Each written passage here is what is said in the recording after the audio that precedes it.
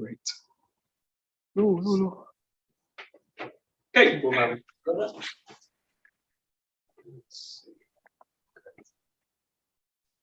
Great. Onegaishimasu. Great. So we'll just start a little bit of loosening the body. Just take a shoulder width. Just let the weight drop through the ground. A little bit of an impulse. I need to find that non-squeaky floorboard. That's it. Just let the weight drop through. It's a little bit cold. Just take it into a little bit of a jump. Let the toes leave the ground. I'm not going to do that too much. I'm going to piss the neighbors off.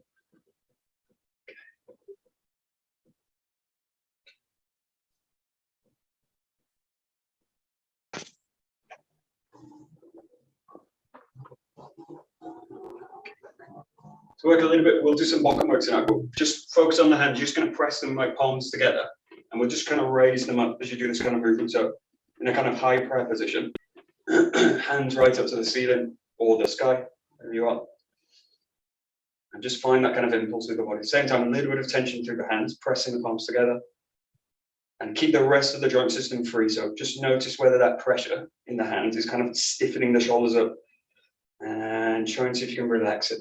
With that downwards pressure down into the ground, keep that kind of seal in the hands. As if you're kind of holding like a pound coin or a euro in the hands, squeezing it together. Just notice the breath as you're doing it as well.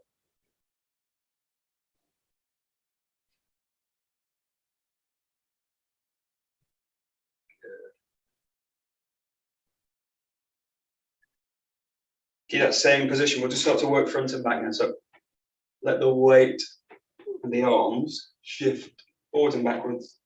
And just notice if that kind of tension in the hands is transferring up into the body as well. So allow yourself to roll front, bow the body forwards, roll the body back, whilst keeping that pressure in the hands as well. And just notice the breath. Link it into the movements if you can, but don't worry too much about being specific with the breath, just as long as it feels comfortable with the movement. And as you get into this, just allow yourself to kind of gently increase this a little bit more, come to the ground. You might want to touch the ground with the hands. Watch yourself as you bow backwards, but careful of the spine.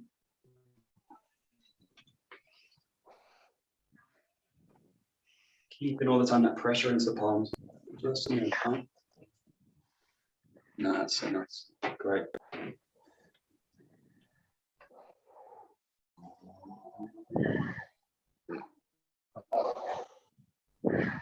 Yeah.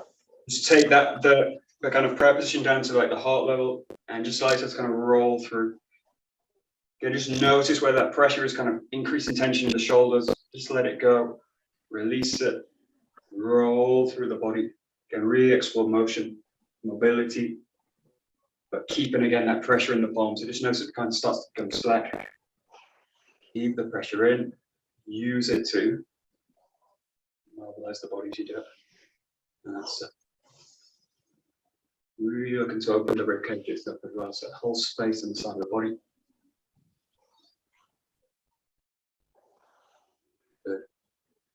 And just briefly separate the palms out. Let them reach the walls or anything else you've got in view.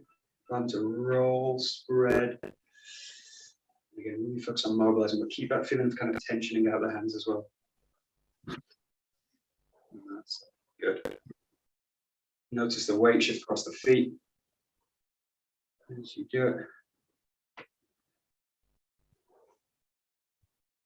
And then just play a little bit with spiraling through the joint system as well. So allow the joints to roll through it as you reach, open and expand. Reach, open and expand. And see it really as one spiral movement through the whole body, across the shoulders. And that's it. Just in your own time again, just explore it.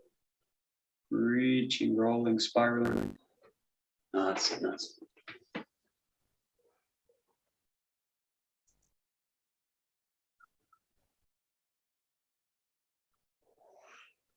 Perfect. Good. So we'll explore the rotation one, but just take yourself into a lunge. So quite a long lunge, wide lunge.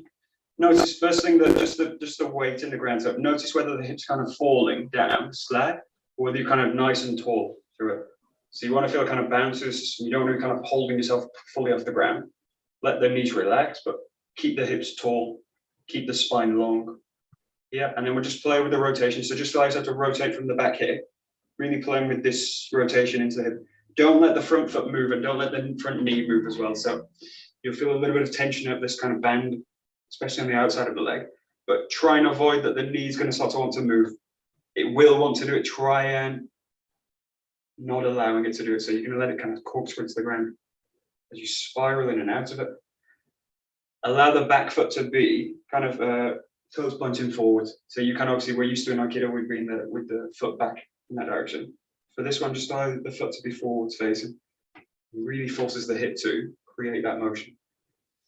So it's not coming from the knee, it's not coming from the foot, it's coming from the hip. So good. Just come back into that kind of prayer position with the hands squeezing together. And as you do it, just use that pressure also just to give a little bit of feedback to the body as well. Again, notice whether it's increasing tension in the shoulders, whether you're able to let it sit back and down. And again, still working that rotation from the hip. That's nice, yeah, good. If you feel comfortable with it, you can take the legs wide. You're supposed to have your heels off the floor. You can, the back heel's going to be off the ground in this one. Yeah, the back heel's going to be off. Okay. That's so it's spiraling down. Yeah, and think if you think about any spiraling force, if it's only one direction, it's not really a spiral in a sense. So keep the sense that as you go, yes, spiraling the weight down, but at the same time let the upper body also spiral upwards as well. So as you go into this spiral now, what I want you to do is let the hands, they're going to split. One hand, the front hand is going to go down, and the top hand, the back hand, is going to go up this way. So you're going to create a spiral up to the top. So this does this and this does this. You will probably feel the body will naturally want to tilt towards the front leg. So you end up with a very big spiraling movement of the body this way.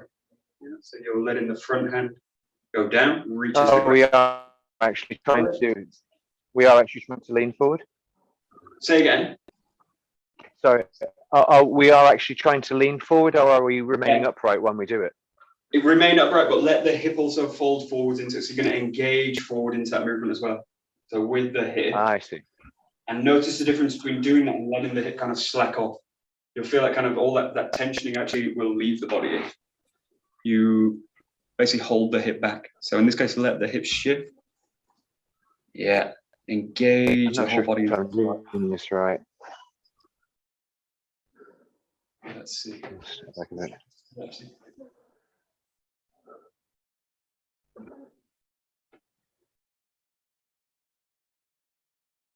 So the main, what this is doing, if you think about spiraling, I'm going to try and show an example of this. If you imagine spiraling, what you're trying to do is take all the slack out of the system, right? So you're trying to spiral in a way where this basically coils and coils and coils and coils and coils and coils and coils and coils around itself, so that it becomes, there's no slack in it.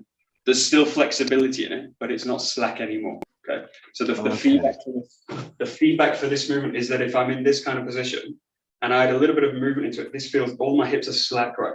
So there's a lot of slack in the system. So allow yourself to really pull the body. It's not about, it's really about tensioning the structure. So it's not about adding rigidity and forcing tension into the body, but it's about pulling tension, right?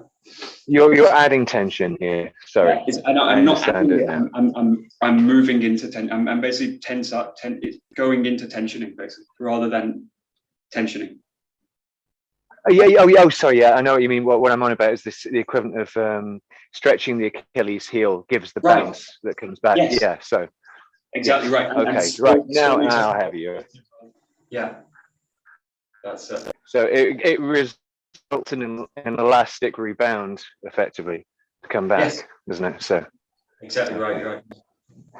Yeah, I can feel it now. Yeah. You got your yes, you got it. Okay, and then just switch the legs with it. So again, just find that same position. Find a slightly long lunge. both feet pointing forwards, Yeah. find that bounce. Don't allow yourself to be slack in the hip, especially. So keep the spine long, come up long, and then just work with that kind of rotating again. I've got the same foot forward, but that way. Let the hip roll. Really feel that that movement's coming from the back hip. Lets the front hip fold. Receives that movement. Back foot, toes pointing forward, so you allow the hip to make the movement rather than the foot. That's it. And then once you've got that, come into that prayer position and just play with that little bit of tension up through the structure of the upper body. Don't let the shoulders become tense. Press into it and roll. Press into it and roll. What you're looking for now is basically the tensioning in the lower body. So feel as you rotate, you want the legs to basically anchor you into the ground. Anchor you into the ground. And you're not letting the knee drift out that way where you'll kind of start to lose balance. So you're corkscrewing the weight into the ground. Very nice. Yes. Exactly. Exactly. And then if you feel okay with that, just start to split the hands out. Again, the front hand is going to go down, front hand down, and top hand goes up, or the back hand goes up. And again, just like that to naturally shift the weight, and that will bring that whole spiral line of the body into tension. Just notice the breath as you do it. You might feel like you want to expand out into an out breath. You might feel you want to hold it. Just play with the breath a little bit. Little question. Yeah, sure. Go ahead. This is always one of those things. The heel on the ground there, you're saying you could, or maybe even expect to lift it up. But I'm used to. I've got kind of good flexibility, so I'm used to having my heel on the ground. Is the aim of this to have your heel on the ground at the end, or is it? Or is the aim to actually have the heel off the ground? Because this sort of thing varies. Yeah, the aim in this case is to increase the tensioning across the body so that there's nothing slack in it. So if you can do that in the position where the heel's on the ground, right, and have that as a tensioning point, feels more natural. Yeah, then follow that off. Yeah, because I get more. I get a recoil then, which is nice. What I'm not looking to do in this exercise is straighten anything in the body. So it's not about bringing the leg into tension at the back. We're basically straightening that line. In this case, I actually want a kind of bow structure in the back leg, which is actually strong but supple. Yeah. Yeah, strong and supple, right? Rather than a kind of straight, rigid. Yeah, but not. Yeah. So it's a difference between my aim is to basically increase tensioning across the body evenly, or my aim is just simply to put the heel in the ground, which is slightly different aim in a sense. Yeah. Okay, great. Good. So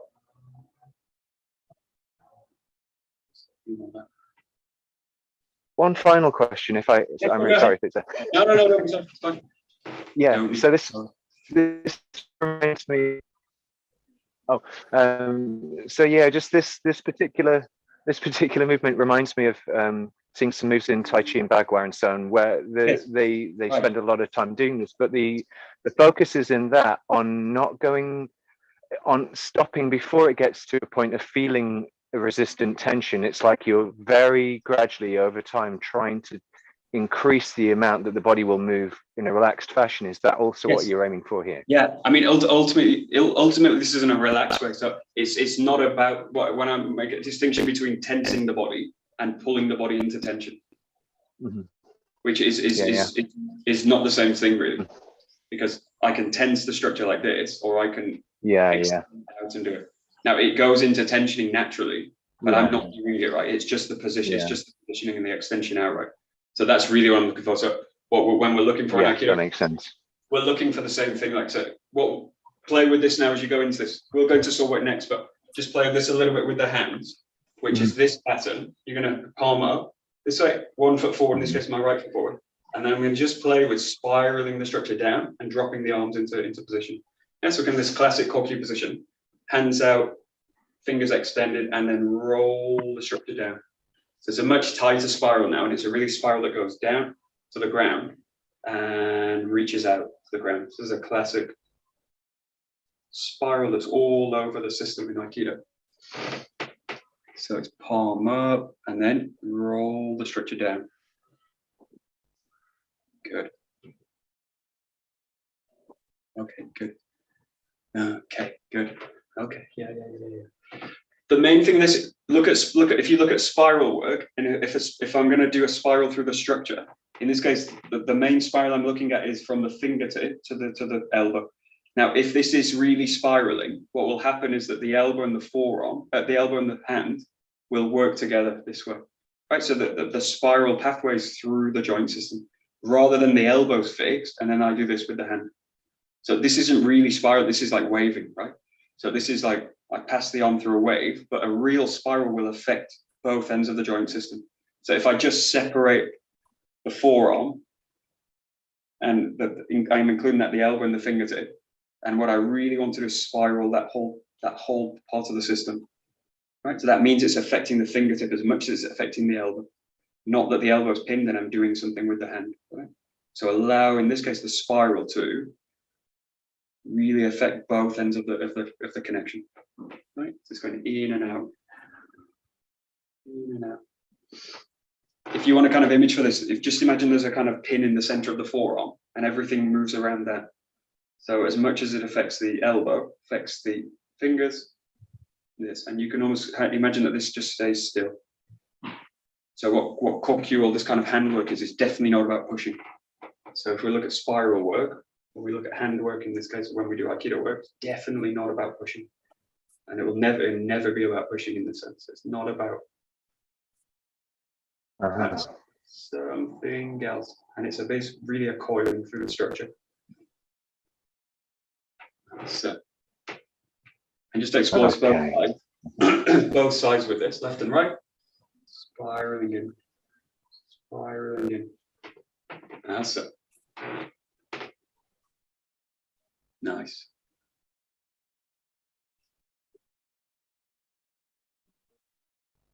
Okay, a classic kind of sense, in a sense that if I'm pushing, we'll just look at the hand position. What I don't do is go into this position. Now this really, apart from anything else, it puts me in the mindset that I'm about to push, right? So it puts me in the position with the hands where my whole body goes into like, this is a pushing position, right? Boom, I'm going to kind of push in that position. So what I'm looking for as I go into this is actually this position. So the hand's basically really pulling forward into that position. So the blade edge of the hand is what's presented forward. And that's as much as it is technical as psychological. That position will automatically put me in a push position. But that's the position I will push from. It's not that you can't apply kokyu with a push, but it's very difficult to train in a kind of pushed hand position. So it allows us to really spiral the joint system where the front of the hand, the blade edge of the hand is presented forwards. Quick question. Sure, go ahead. Sorry. The pin in the forearm thing threw me a little bit. You were pointing to the head of the elbow joint. I'm having difficulty. At first, I thought you were on about that the whole spiral goes from the shoulder down. So it's rather than being like that, it's like that. But now you're saying the hinge is effectively somewhere ahead, and I'm not sure I can get my head around that. Can you explain that a little bit more? In this case, that's really like isolating the joint system, right? So in that case, I imagine I don't have the rest of my body. Right, so I'm just imagining the elbow and the fingertip as a central axis of my body, right? I've made a separation in my brain of basically the elbow and the fingers. That pin is there. So I'm thinking, I imagine like the forearm, and then I imagine that the spiral path is actually there. Okay. You can put the center point of the body anywhere in the body, right? For us, it's in the hip, right? So that spiral, that pin in the body, like what we imagine is the center of the body, or what if you don't need to imagine, you actually have the center of the body, right? I know where the center of my body is. That pin part is in the body, and that's where the spiral actually comes from, right? That's where it comes from later.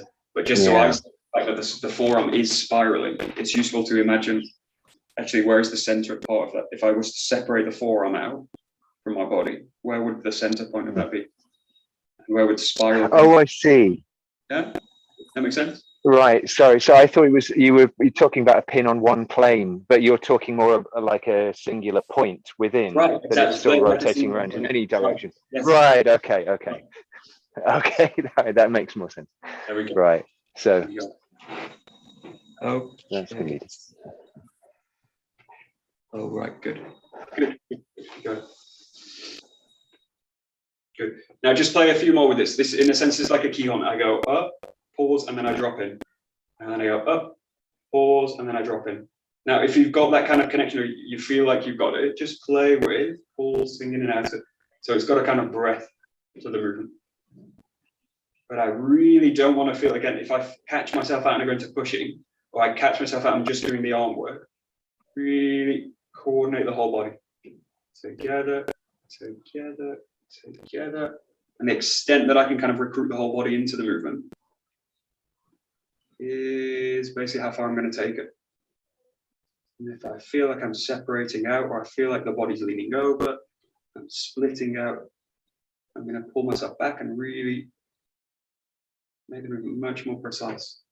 And if it means pulling back into that kind of Kihon pause at the top, that's where I'll kind of go back to. If you can, ideally look to roll with it. You do it. Let's play that a little bit. Good. This is so complicated. But it also is really complicated, right? I mean, if you really stop and think about this kind of stuff, really complicated. So what I do is make it really simple. I make it into a push, push, push, and that's like good enough, right? Push. I can get away with a push. Bam, kind of works. Bam, kind of works. Bam, kind of works. And especially when I'm in solo work, I can get away with a lot in solo work. So what you actually never get away with anything in solo work, because the next time you go to the dojo, next time you encounter with someone, you find out like, actually that didn't work. I've cheated myself. So I need to really realize how complex it is and then refine it to the point where it's really actually very simple again. So just nice have to work with it a little bit. I find my elbows going out if I think about the center of gravity being where you're saying, and that doesn't look like what you're doing. Yeah, so and especially with this, don't let the elbows come out into this kind of position. Yeah, exactly. I'm not quite sure.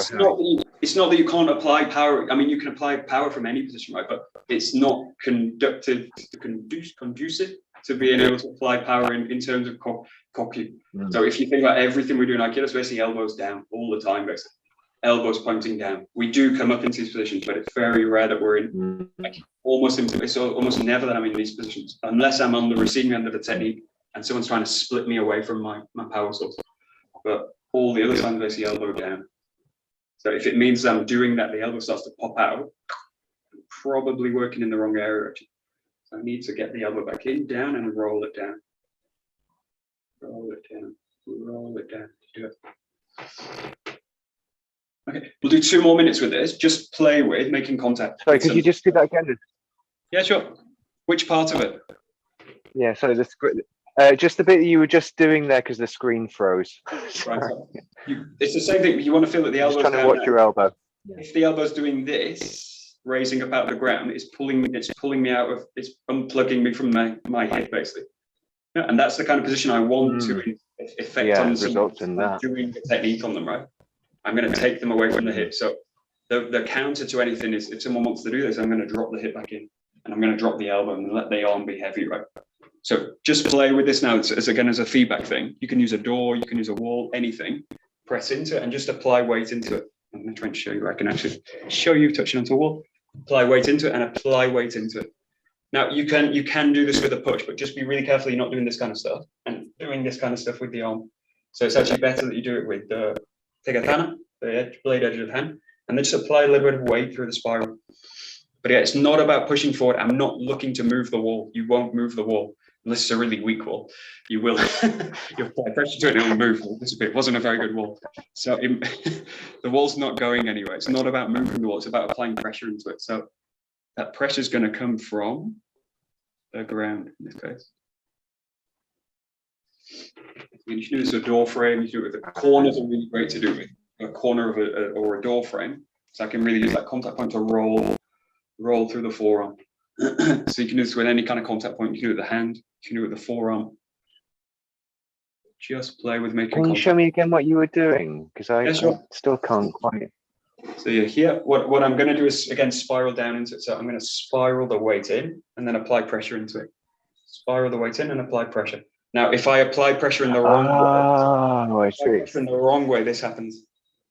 And I start to unplug myself from the ground this way. And if I really apply pressure into this, the wall pushes back. It will push me off the wall, right? So I'm looking to stick onto the wall and basically apply weight down. Can't really show very clearly because of my weight, but let's see. I'll try and show you this way. So doors are really great for this because doors or corners are really great because I can apply weight, I can apply contact points in the forearm, and then I can roll with it. And doors are really great because they also hinge, right? So I can roll around it and use it as a contact point. Now again, if I'm doing this kind of stuff, I'm going to start to really move the door, and I'm going to start to get myself in a very uncomfortable position. So I'm just looking to sink and settle. Sink and settle, sink and settle, and extend feeling into the door. Now, but I'm not looking to, in this case, do all these kind of things. I'm not looking to move the door in this case. I'm just looking to make contact into it, and then apply pressure into it. Yeah, but not with an aim to move it, just to apply pressure at this point. Yeah. Give it. Okay. Let's see. Yeah, this case.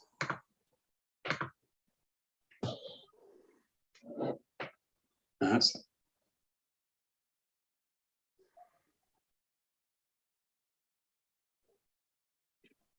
very nice, great.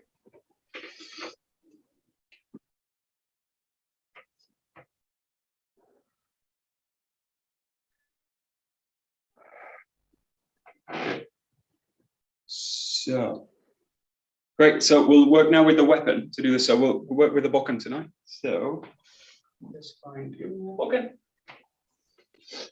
Let's see.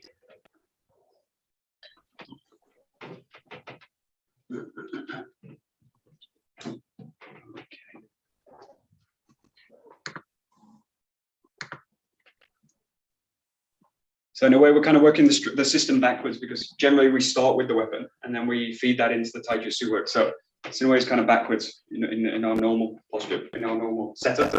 But my basic idea is to use the weapon as feedback. So it's going to give me a lot of feedback on my ability to apply weight out, allow myself to ground, all these kind of things. The weapon's going to give me feedback on the body. So that's basically how I use the weapon as a training tool in this case. So just allow yourself to come into kamae, the right side forward, and just nice and slowly bring yourself into the first suburi. So really pause at the back, and then really just drop into the cut. Not so much power with it, just looking at clarity of form first. So just get you into the first suburi.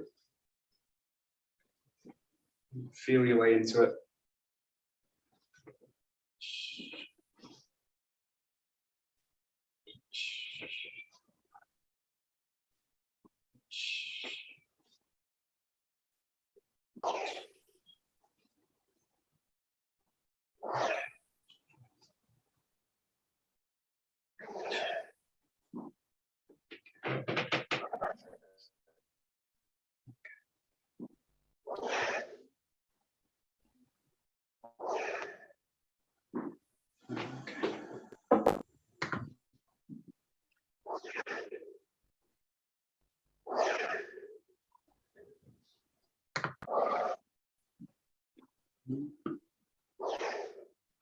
Okay, great. So it's kind of natural in a way for the cut to take over the priorities of the body. So it takes a lot of my focus, the cut, because that feels like the right place to put all my focus. So what I want you to really focus on now is the raise and the sword. So no cutting this time, just raise. Raise up to the top, and then just allow the sword to just drop down. So no power through the cut, no focus at all. No cut, actually, you're just dropping it back down. So really focus on my organization in the raise, the sword. And just drop the sword back into kamae. Raise from the ground, find the spine. And just pull yourself back down. So no cut. No cut at all, you're just dropping back into kamae. Okay.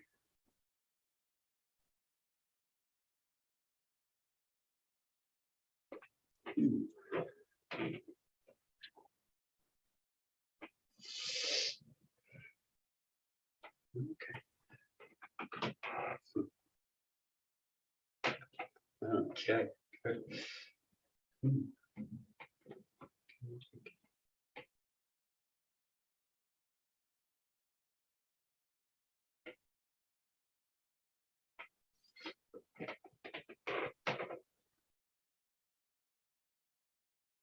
Okay, so my ability to kind of coordinate the body really comes from where I'm starting the movement from, right? So what I want you to focus on now is actually the coming into kamae.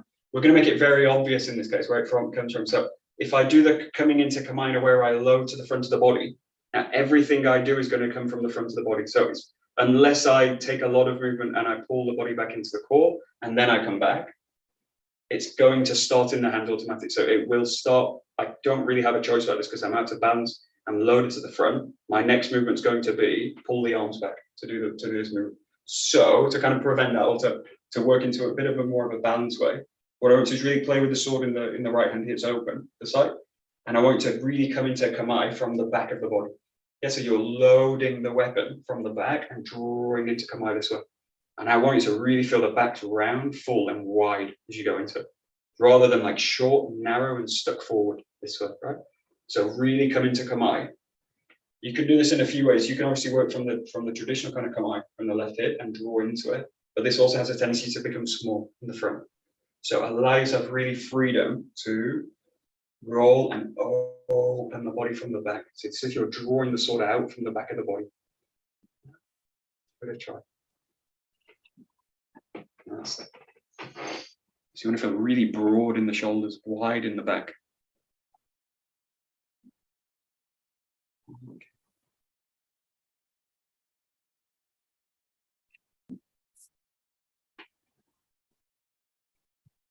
Nice.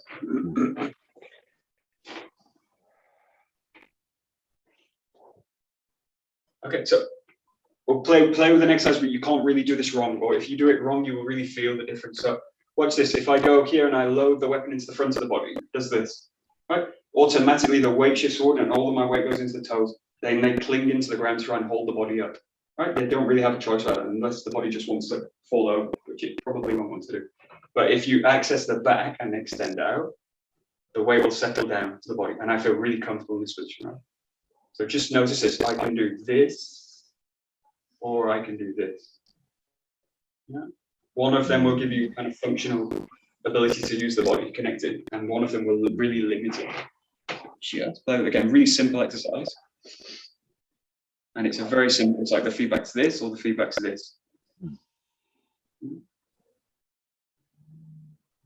That's it. And you're really just going to balance.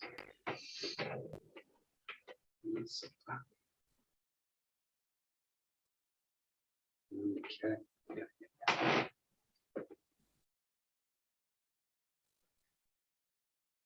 Yeah, good. That's good.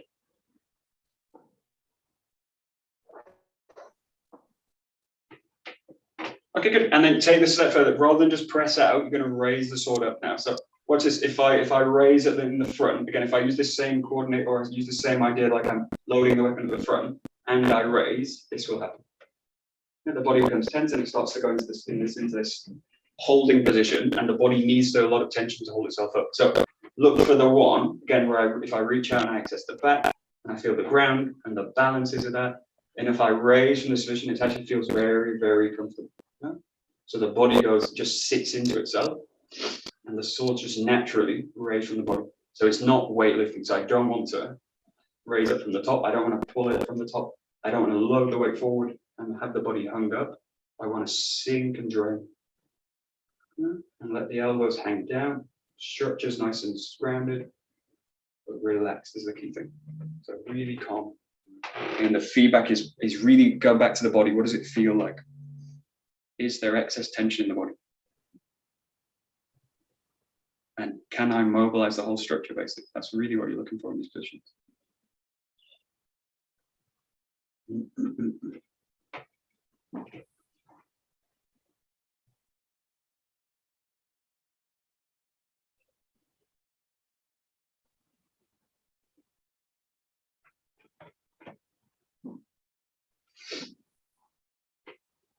Good. Good. And then just the next exercise, just give the sword a little bit of freedom as well, because what we tend to do when we do sword work is strangle the weapon. So look something like this when we cut. And it's all focused on me and not really what the sword wants to do also. So just allow yourself to just take the end of the weapon and just play with, just giving it that motion. So you just allow the sword to just swing through that motion. The sword's designed really to just do that. So it's just designed to, one, drop through and apply weight through it. So it will do that naturally. And later what I'm looking to is just align to this movement of the weapon. And just play a little bit with the weight of it. So the weight of this bokken is really perfect actually. Just where that handle part is, there. The weight will just drop down. The weight will just drop down. Weight will just drop down. It's actually a really nice bokken actually. It's not mine, I might steal it. But just play with the weight of it. Dropping through. Dropping through. And do as little as possible with it. And just notice the less I do, the easier the bokken will go. The more I interfere with it, the more the bokken's going to kind of struggle to find that movement. So at the end of the day, you're looking at balance, like John is doing, exactly, right. You can balance at the center of the palm, that's the kind of ability you want.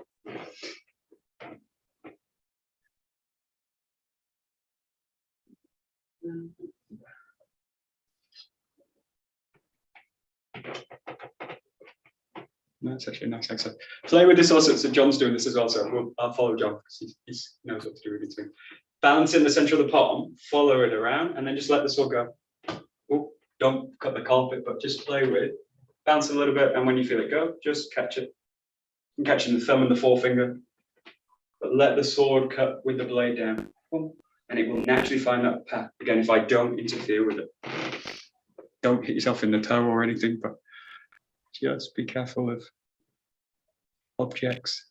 Try and do less with it. So you're really working with the weapon, not against it. There we go. Just watch the dog as well. It's kind of walking. It's in a dangerous area. 2 half dogs.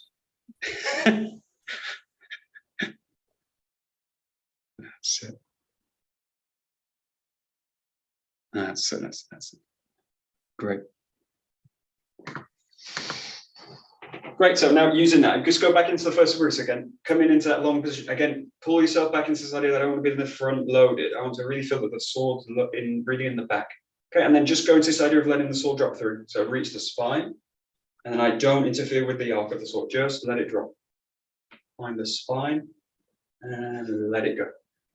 Find the spine, and let it go. Find the spine, and let it go. Yes, so you're really just letting the sword arc through to the ground. And don't add anything. Don't add anything.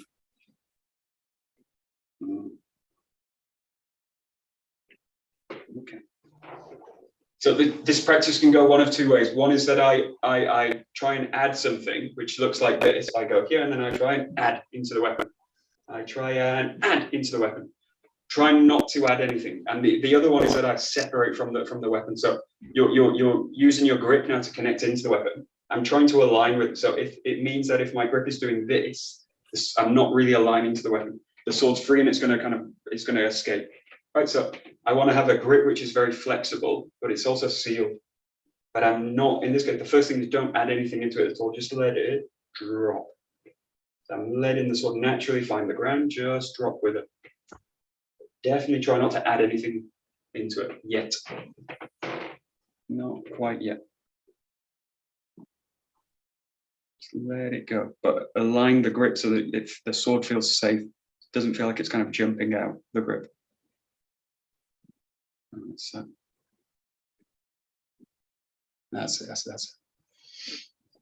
Yeah, okay. One issue with this is also like going slow and being relaxed goes to being loose and unconnected, right? So if I do this exercise in like a sloppy way, it looks a bit like this.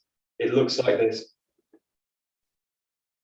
You know, the body's kind of it's kind of wet. So look for the core of my body still strong, and I'm still really in the ground. And my core's really engaging into this movement as well. I'm just I'm relaxed in the arms. So I'm not adding anything through the structure of the arms, but my body's still solid, right? So if someone was to apply weight into my body, I'm still here, right? But I'm not kind of wet in a sense. So keep that kind of integrity, keep the integrity of the structure basically. On these dogs, great.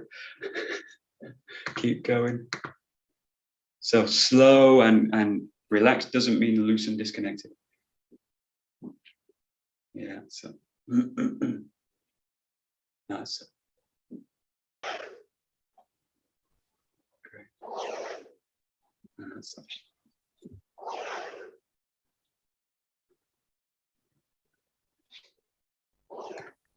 Good. Okay, so the next step here now is really, this comes from the hip, so it's just that the hips are actually going to find the ground, and I'm just going to let the sword reach into the horizontal pattern, so, or horizontal position. So again, really don't add any power with it. So it's just now about just controlling the sword. I'm just going to let it find the horizontal path. So the feeling is really that it's sitting on top of the hip, right? So the hips find the ground just before the sword. The hips find the ground just before the sword, and I just allow the sword to slot into the hip work, right? So I feel that the sword's connected into the hip. If I find this position and then I adjust the hip, the sword's connected into it, so it will move as I move the hip with it. Yeah. So just find this, but don't add any power, because if you add power at this stage, you're doing another kind of exercise, and you'll kind of disrupt the order of the movement. So just allow yourself to settle the hip and settle the sword into the ground. Yeah, that kind of position. Okay. Good. Okay.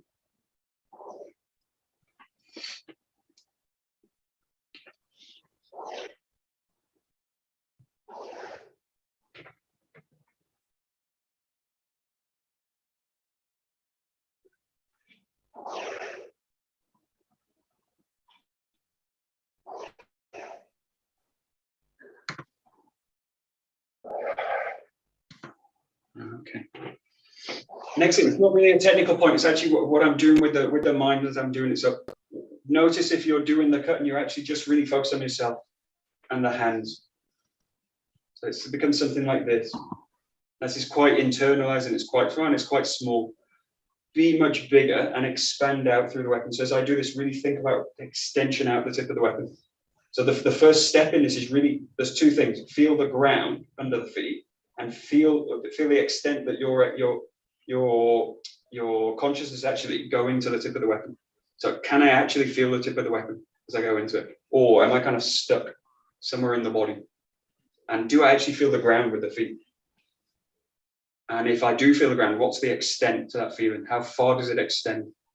Can I actually feel the ground underneath me, basically? Yeah, go to this level of the training. The form's really easy, so you can go to this kind of level of the training. But the first thing is just notice it, right? Notice the ground underneath. What is the ground underneath? Is it solid? Is it not solid? Is it squishy? Is it got copper? What is the ground? What's underneath that? Yeah. And then once you've got the ground, think about the sword. Can I actually feel the form? Can I feel the tip of the sword? And we're very good at fooling ourselves. So really go to your level of, can I actually feel it? What does it feel like? Okay. Yeah, good. Okay.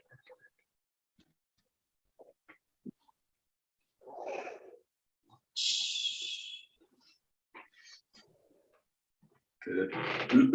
Okay, good. So add a little bit of power into the cut. Now you're going to add the focus into the grip. But what I don't want to do is repeatedly cut with this. So I know that is the practice with the first grip. But what I want you to do is allow yourself to come back into Kamae each time. So you're going to find 2 points. Reach the back, engage into the cut, and then pull yourself back into Kamae. So you've got to pause in between. Reach the back, find the cut, and come back into Kamae. So you've got a nice pause in between. Reach the back, cut, focus, and then pull yourself back into Kamae. Yeah, give it a try. Give it a try. So nice, strong cut, full extension, nice grounding. But allow yourself just this kind of space in between where you're first finding Kamae.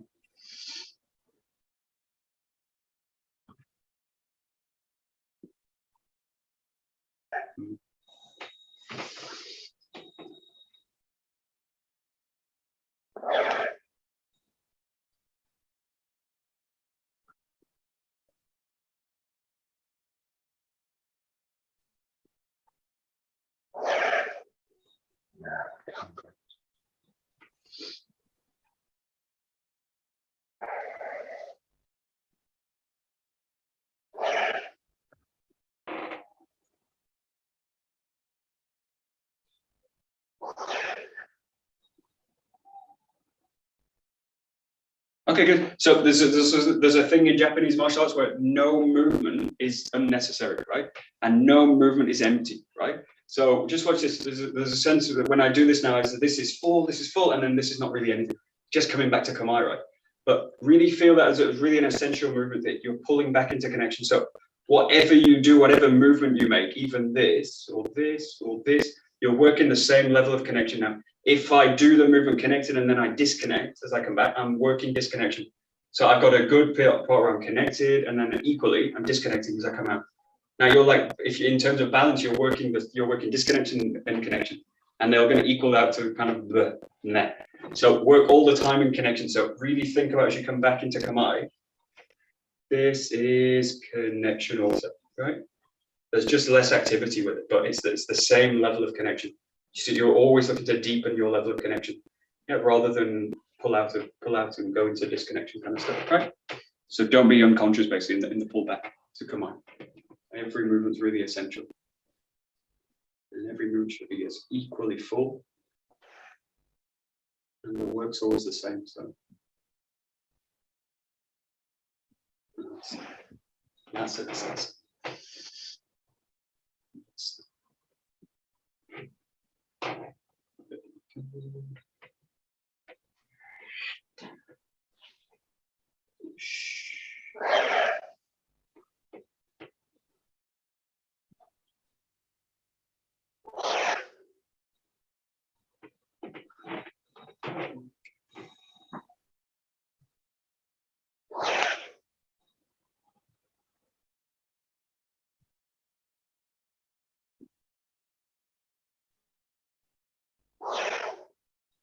I cannot get this.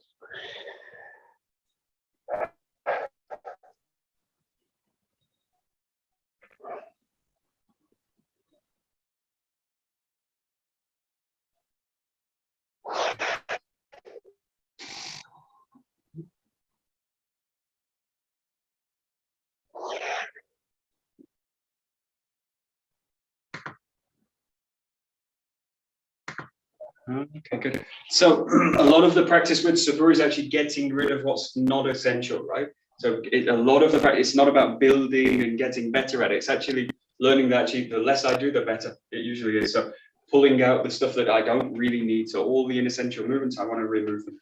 So it's actually a practice of getting less, right? Rather than building more, right? Which is the opposite of how we usually think about stuff. So we're going to go into Zengo, working front and back now, but really make this movement essential now. So I go here, and then you're just going to rotate over, cut onto the left side. Yeah, release, cut onto the right side, release, cut onto the left side, release, cut onto the right side, release, cut onto the left side. Yeah, just in your own time. So working front and back, left cut, right cut with the rotation in between, and try and make it as simple as possible. It should be real simple. There should be no extra movements as you do it. Okay, John. Cheers. See you tomorrow. See you tomorrow morning. Very good. Great. So Zengo Giri. Front and back. Try and make it nice and simple. Each. Oh. Each. Each. Oh.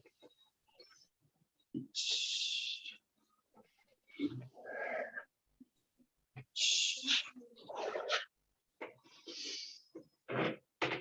Okay, good.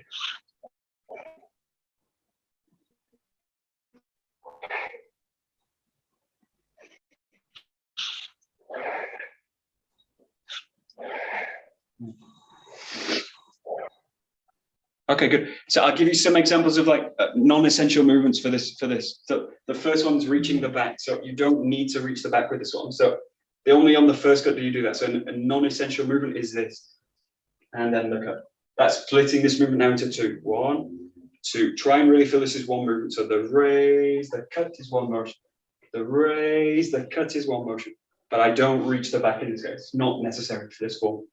So that's not necessary. So don't do it. You don't need to do it. You don't need to do it. You don't need to do it. You don't need to do it. Yeah. And then you can get something very much cleaner. Yeah. Give it a try.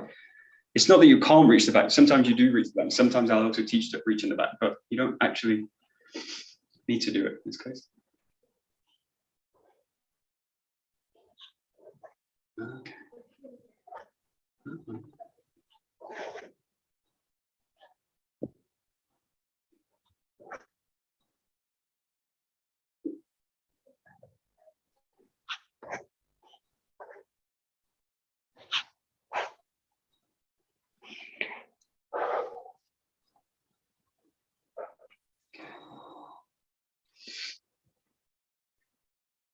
Okay, good.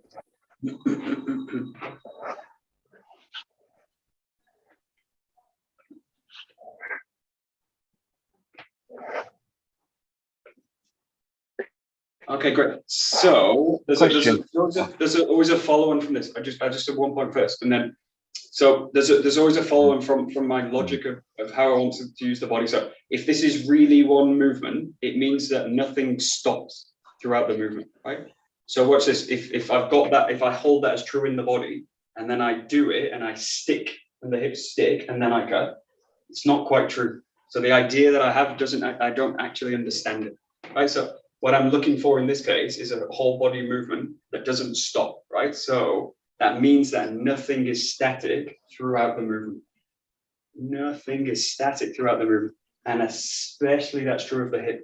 So the hips are constantly in flexion and movement, right? They're constantly moving. Now, if the point I go into the rotation and thunk, it sticks, I've split the movement into two automatically, right? So whole body movement means whole body movement, right? Everything moves, right? Yeah. Give it a try. Yeah.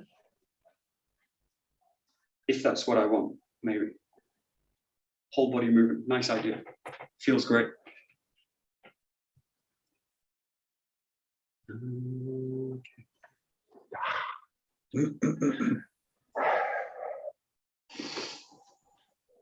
we go. Yeah.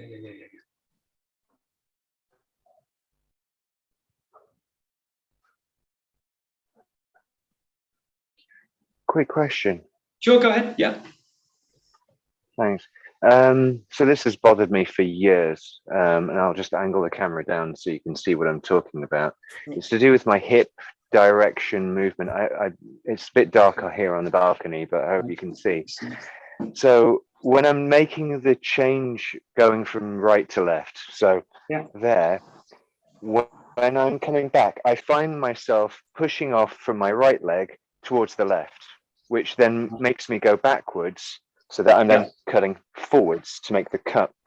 But I've got the feeling that I'm then moving out of the way rather than always press forward. I've got the feeling I'm then moving out of the way. It feels, it's not what I'm seeing you doing, or maybe this is what you're doing, but it doesn't feel like it. So I'm going like this. See, I'm moving backwards and then going down, and then backwards again, backwards again, and then forward, back. Right. Backwards and forwards. I can't see it to be what you're doing. You're always forward. So the question is like whether you should push out of the foot, right, to move. Oh, is that the question? Yes.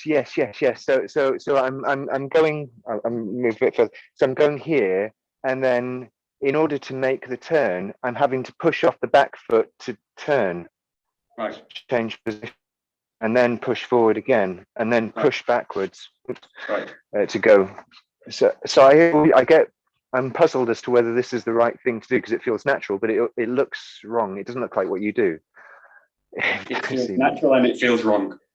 I'm going to repeat back to you. It feels natural and it feels wrong. It can't be both, right? Or does it feel both? It feels natural and it feels wrong. Which one? I know, but the thing is, I think I got drawn up for this in the class when I was. It's obviously easier for them to see and for real. And it's a shame I can't turn this into portrait mode. But basically, I'm cutting forward and then having to go back, almost leaping out of the way of say the opponent behind me that I'm then cutting into before. As a problem, don't push out of the ground. So just stop. Doing it. That's all you need to do is stop doing it. The first thing is realize that actually that's the wrong thing to be doing, because you know it feels bad. It feels wrong, as in your words. It feels wrong doing it. So the first step is actually just stop doing it. And feel what that feels like. Feel what that feels, not to push the ground. So what else can you do? Like if I don't, if then I it feels out of the ground, how else do I move? And play with it. We've got like 2 minutes. Then it feels like I'm sliding my feet. Okay, you can slide. Then feels like I'm sliding my feet on the floor without lifting them up, and that's the problem. If I want to lift my feet up, there needs to be some pressure from somewhere, and yes, I can't. It feels like I'm making a tiny little step, which feels very delicate and silly, as opposed to a proper kind of high kind of sort of step. So, right.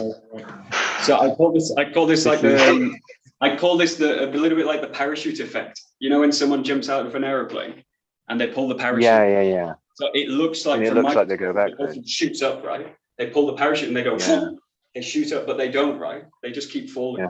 They just decrease. So it looks like, from my perspective, because usually they're filmed at the same level, boom, the person fires up, but it's just that I'm traveling at the same speed and that person. So it looks like one thing and it's actually not, right?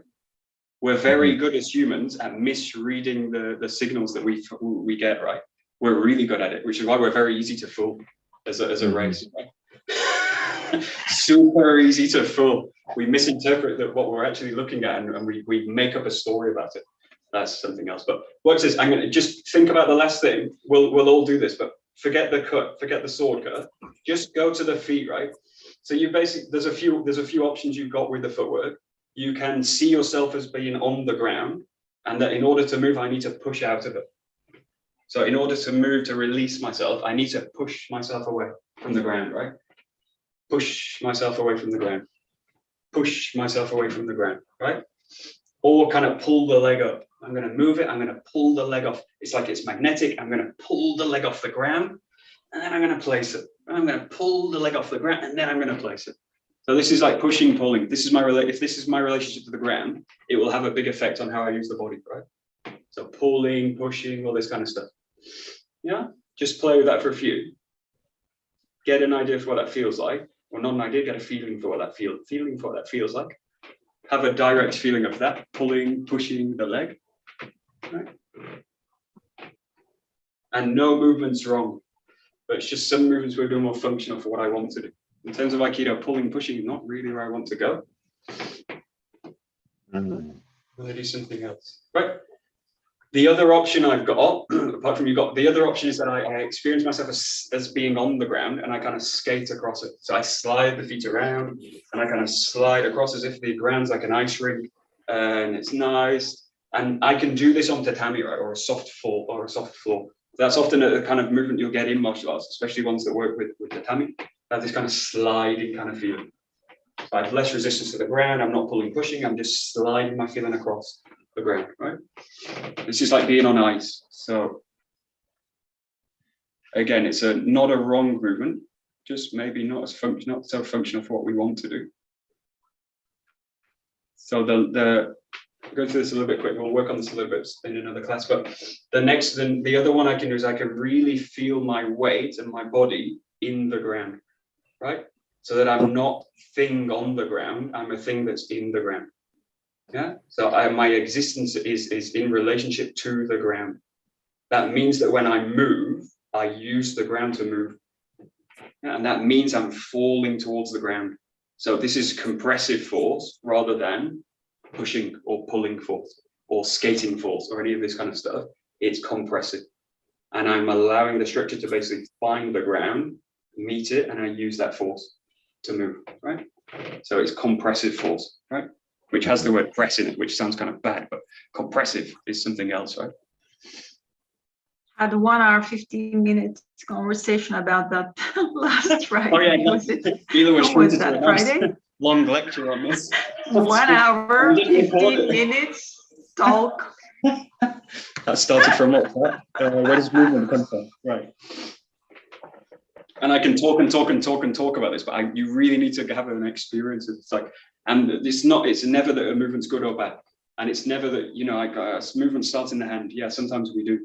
But what I'm looking for is an ideal where the body's really working as one unit in relationship to the ground and not separate. I'm using the whole body and I'm moving out from the core, the center of the body. But that It really seems to me, needs to be an experience in the body. Yeah, go ahead, go on.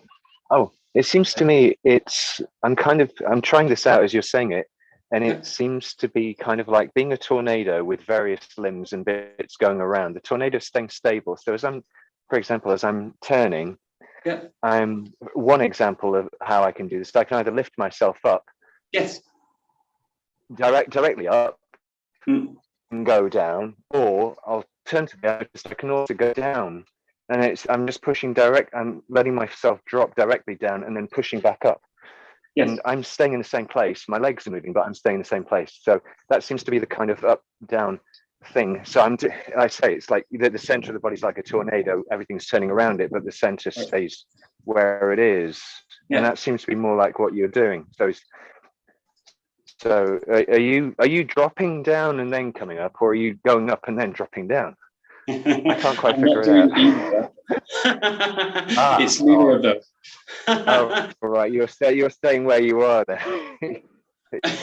My feeling is my center hugs the ground, right? My center's in the ground. Yeah. My that's what I haven't got. Feeling sensation I have with my body is not that Michael is on top of carpet and in space.